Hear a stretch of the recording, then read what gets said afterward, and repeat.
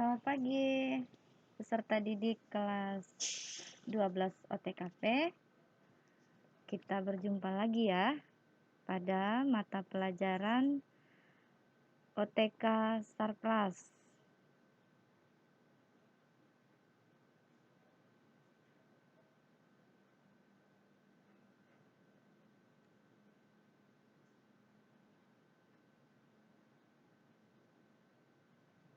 Sebelum Ibu menyampaikan materi pelajaran hari ini, mari kita berdoa menurut agama dan kepercayaan kita masing-masing. Berdoa mulai.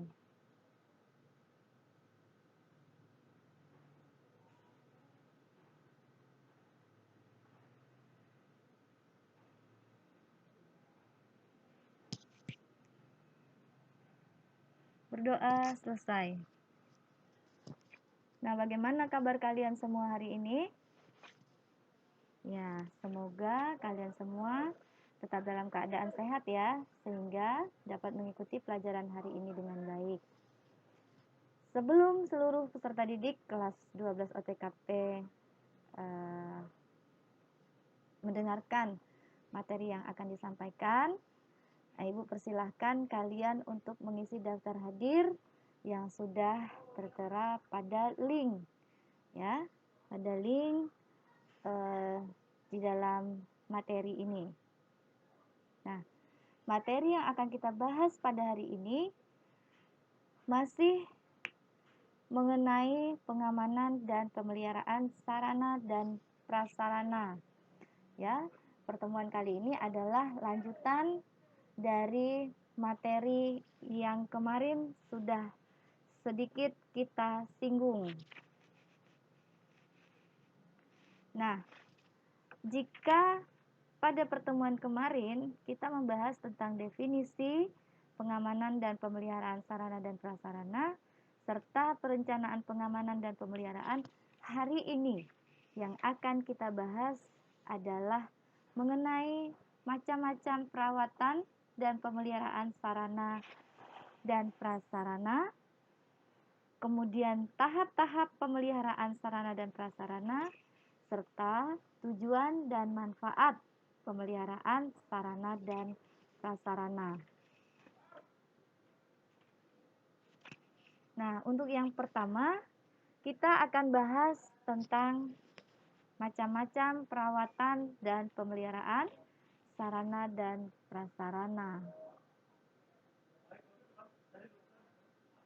Perlu anak-anak ketahui bahwa kegiatan pemeliharaan akan dilakukan secara terus-menerus oleh seksi pemeliharaan, seksi perencanaan, maupun seksi perbekalan di bawah koordinasi kepala bagian, sehingga dapat meningkatkan keandalan dan efisiensi sarana dan prasarana di suatu organisasi atau di suatu lembaga.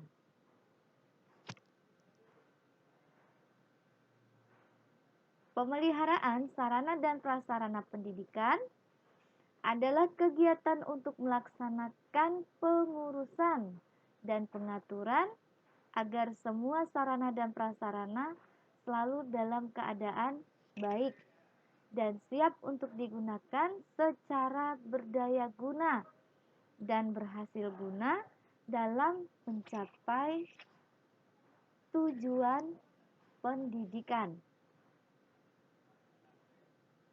Ada beberapa macam pemeliharaan sarana dan prasarana pendidikan di sekolah ditinjau dari sifat maupun waktunya.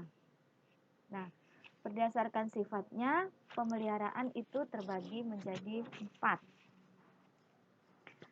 Yang pertama, pemeliharaan perlengkapan bersifat pengecekan. Nah, pemeliharaan ini dalam artian bahwa kita hanya melakukan pengecekan saja, ya, belum ada tindakan di sana. Kemudian, yang kedua, pemeliharaan bersifat pencegahan. Yang ketiga, pemeliharaan bersifat ringan. Dan yang keempat, pemeliharaan bersifat berat. Sedangkan berdasarkan waktu, pemeliharaan ini bisa dilakukan sehari-hari. Misalnya pemeliharaan ruang kerja, ya, mesin tik, komputer, dan mobil. Nah, apakah kegiatan bersih-bersih ruangan itu termasuk dalam pemeliharaan? Ya, tentu saja. Ruangan itu mesti harus bersih.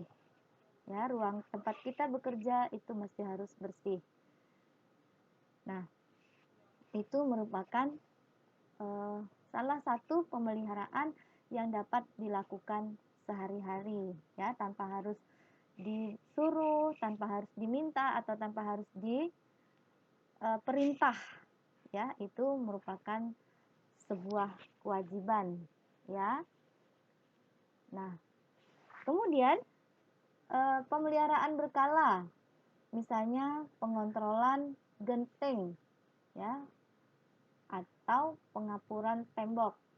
Nah, jika genting itu bocor misalkan, kemudian kebetulan genting yang bocor itu berada pada ruangan di mana perlengkapan kantor ada di situ. Nah, andai kata salah satu peralatan kantor itu terkena air.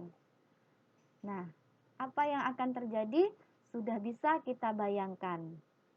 Ya, bisa saja alat itu basah, kemudian rusak, sehingga pada saat kita akan menggunakannya terjadi beberapa hal yang akan menimbulkan atau menjadikan itu sebagai hambatan kita di dalam bekerja. Ya, makanya perlu adanya pemeliharaan berkala. Selanjutnya, kita masuk pada tahap-tahap pemeliharaan sarana dan prasarana. Menurut Barnawi dan Arifin, tahun 2012, halaman 228, tahapan dalam pemeliharaan sarana dan prasarana dapat dibagi menjadi 5. Yang pertama adalah penyadaran. Apa yang dimaksud dengan tahapan ini? Tahapan ini merupakan tahapan awal dalam pemeliharaan sarana dan prasarana, di mana dalam tahap ini perlu ditanamkan rasa memiliki, ya, dan menyadarkan pentingnya kebiasaan baik. Seperti tadi Ibu memberikan gambaran secara singkat bahwa dalam keseharian kita dalam bekerja, ruangan itu harus bersih. Siapa yang bertanggung jawab untuk membersihkan itu? Tidak hanya cleaning service, tetapi jika kita sadar bahwa kita sangat perlu, ya, sangat perlu dengan ruangan tempat kita bekerja itu dalam kondisi yang baik, maka kita bertanggung jawab untuk memberikan rasa aman, memberikan rasa nyaman terhadap diri kita sendiri. Nah, bayangkan saja saat kalian melakukan proses belajar mengajar di dalam kelas secara normal, ya kan? Nah, pada saat itu ruang kelas begitu kotornya, baik itu dengan kertas-kertas maupun dengan segala macam debu. Tentu kita tidak merasa nyaman, ya, dengan suasana yang seperti itu. Sangat terganggu sekali kita ketika ruangan kita tempat belajar itu kotor. Nah, semua yang berada di dalam kelas punya tanggung jawab yang sama untuk merasa bahwa ruang kelas itu milik kita, dan tanggung jawab itu ada pada diri kita semua. Ya, seperti itu. Dan artinya bahwa ruang kelas itu milik saya. Maka yang bertanggung jawab untuk membersihkannya adalah saya sebagai siswa yang kesehariannya berada dan melakukan proses pembelajaran di dalam kelas itu. Jadi ini adalah tahap pertama, tahap penyadaran, ya. Nah, yang dimana kita perlu menanamkan rasa memiliki dan menyadarkan pentingnya kebiasaan baik. Nah, bersih-bersih itu termasuk dengan kebiasaan baik ya, anak-anak. Kemudian, yang kedua, tahap pemahaman. Dalam tahap ini, pemeliharaan diberikan kepada stakeholder dengan menjelaskan program pemeliharaan yang sudah dibuat. Stakeholder itu berarti rekan kerja, ya. Nah, program pemeliharaan perlu dijelaskan secara utuh agar tujuan pemeliharaan dapat tercapai dengan optimal sesuai dengan yang kita inginkan. Lalu yang ketiga, pengorganisasian. Tahap pengorganisasian merupakan tahap yang penting, di mana tahap ini diatur dengan jelas siapa yang bertanggung jawab, siapa yang melaksanakan, dan siapa yang mengendalikan.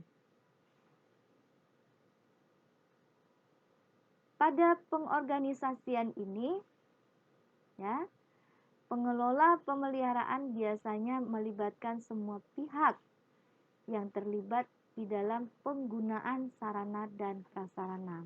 Nah, artinya bahwa siapa saja yang menggunakan sarana dan prasarana itu terlibat, ya, terlibat di dalamnya. Kemudian, tahap yang keempat adalah tahap pelaksanaan. Dalam tahap ini, pemeliharaan mulai diterapkan pada kegiatan atau aktivitas sehari-hari. Yang tadi Ibu contohkan pada saat penyadaran, itu pelaksanaannya kita tadi memiliki rasa memiliki ruang kelas atau rasa memiliki oh ini laptop saya misalkan.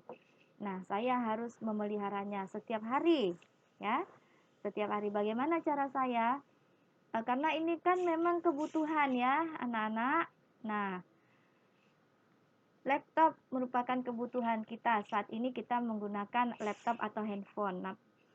Nah, supaya bisa berjalan dengan baik proses pembelajaran kita, nah anak-anak mesti harus memeliharanya dengan baik, dan itu pelaksanaannya bisa setiap hari karena merupakan aktivitas yang kita gunakan sehari-hari.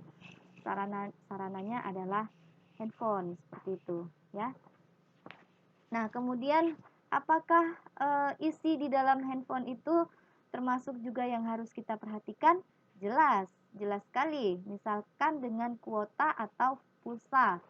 Jika kuotanya tidak ada, bagaimana anak-anak mau belajar, ya kan?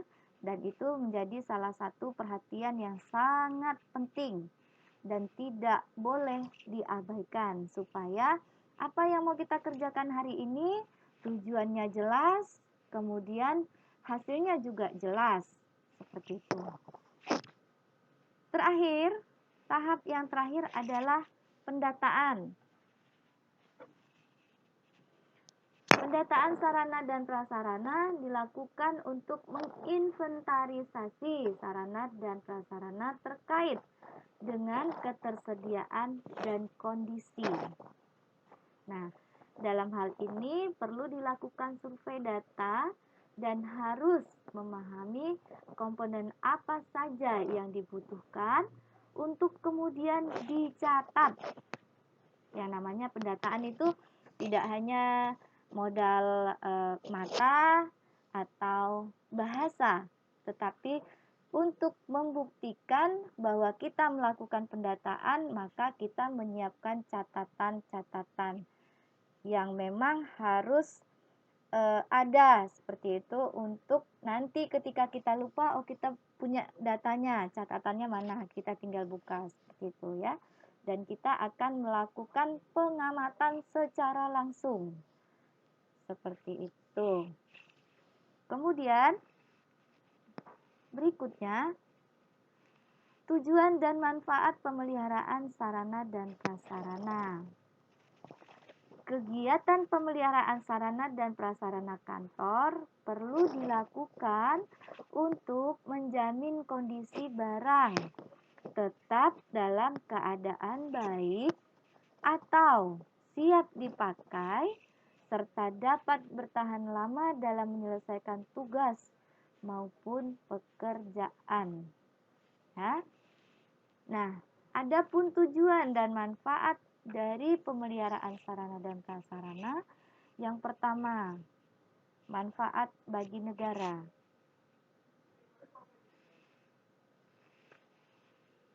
A.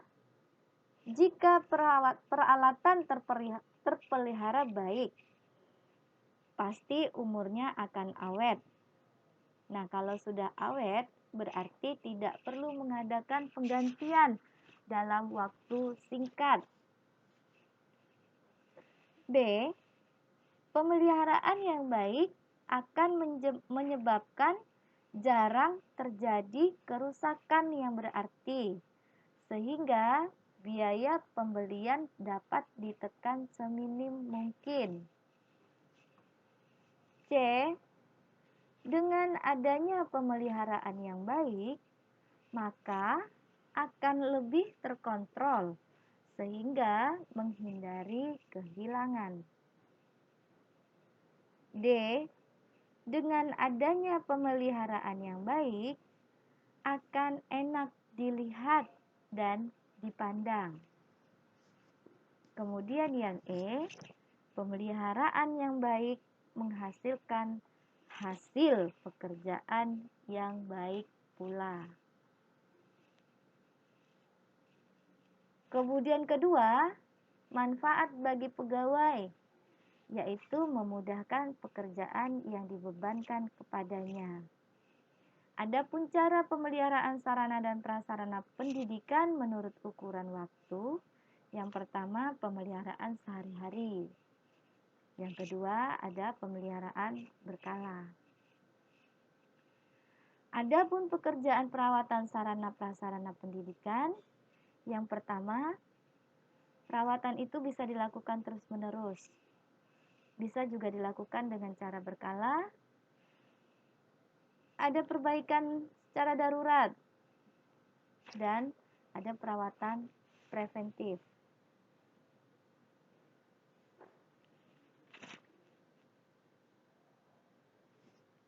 Nah, kemudian selanjutnya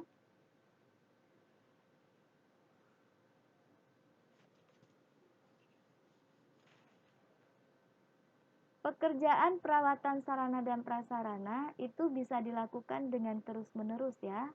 Tadi perawatan terus-menerus atau pemeliharaan rutin ialah pemeliharaan yang dilakukan setiap kurun waktu tertentu. Misalnya bisa dengan harian, mingguan, bulanan, triwulan, bahkan tahunan. Nah, apa yang menjadi tujuan dari perawatan terus-menerus ini? Pemeliharaan rutin atau pemeliharaan terus-menerus bertujuan untuk menjaga sarana dan prasarana agar tetap dalam kondisi nyaman dan bertahan lama.